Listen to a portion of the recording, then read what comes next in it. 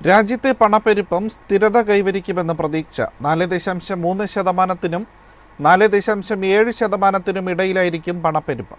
2026 സാമ്പത്തിക വർഷത്തിൽ കാർഷിക ഉൽപാദനം ഉയരും. ഇതോടെ ഭക്ഷ്യവിലയിൽ ഇടിവുണ്ടാവുമെന്നും PL ക്യാപിറ്റലിന്റെ റിപ്പോർട്ട് പറയുന്നു.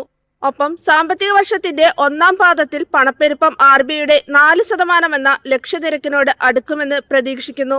റിസർവ് ബാങ്ക് റിപ്പോ നിരക്ക് കുറയ്ക്കാനുള്ള സാധ്യതയാണ് ഇത് സൂചിപ്പിക്കുന്നത്. ഫെബ്രുവരിയിൽ റിപ്പോ നിരക്ക് 25 ബേസിസ് പോയിന്റ് കുറയ്ക്കുമെന്നാണ് പ്രതീക്ഷ. സാമ്പത്തിക വർഷത്തിന്റെ ആദ്യ പകുതിയിൽ മൊത്തം 50 ബേസിസ് പോയിന്റിന്റെ കുറവ് വരുമെന്നും വിലയിരുത്തുന്നു.